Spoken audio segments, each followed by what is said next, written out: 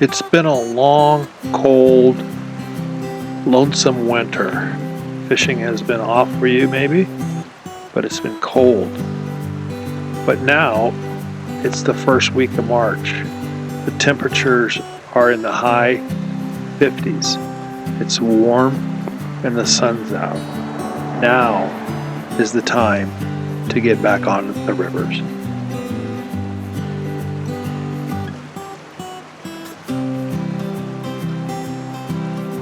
What you may not know is this is also a very magical time on our rivers, or it's a magical window into some great spring fishing.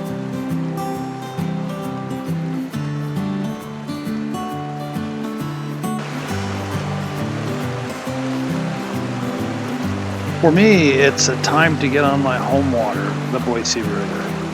I have a little window here.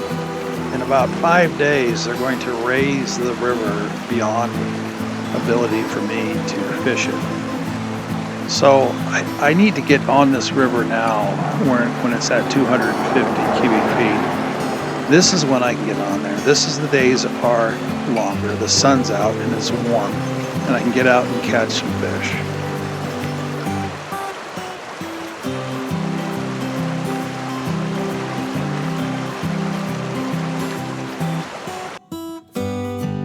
Hey, welcome back to the channel. I'm Mike at Northwest School of Fly Fishing, the old fish hobo. And it's spring. In particular, it's March 9th. And I'm here on the Boise River in town. And the weather's just gorgeous for this early spring morning. It's about 45 right now, and it's projected to get up in the high 50s, sun out. It's a perfect day to be fly fishing. More importantly, what we've really entered into is that magical time frame in early spring. It's right before the runoff, where the rivers get just this massive snowmelt release.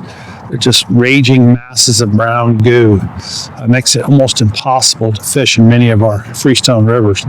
And it's right before the tailwater rivers release the water from the dams. In particular, the Boise River today. I'm be fishing the river here today, and I know that in 6 days this river is going to be just exploding with water. They're going to crack the dam, and it's not going to be fishable for the foreseeable future. So we talk about this magic hour, or this magic time of the year. We're really talking about early spring, before the runoff and before they let the water out of the dams. So no two dams are the same. Just because they're releasing water here doesn't mean they're going to release water on this dam. They're all timed differently, and they all have their matrix and their flooding models that they use.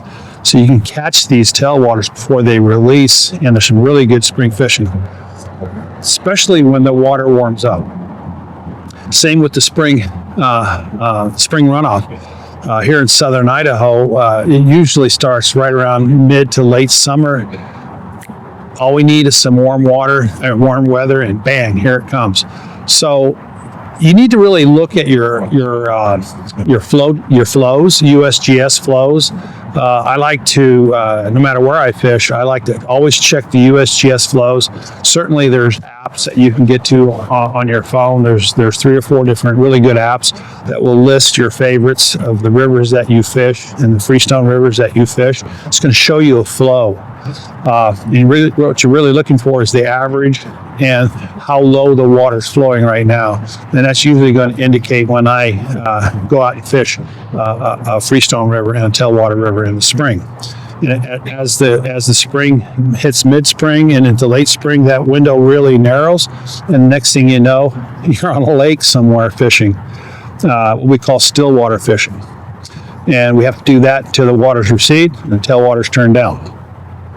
However, if you're lucky enough to live in an area where I live and there's a lot of spring creeks are artesian water, and it's very nutritious water, and it's not regulated by the runoff. It just comes right out of the earth. There is no runoff unless it runs into it down river somewhere or downstream somewhere. So spring creeks are a really good option, but right now, for the month of March and into April, this is the time to be fishing, and hopefully I'll see you on the river.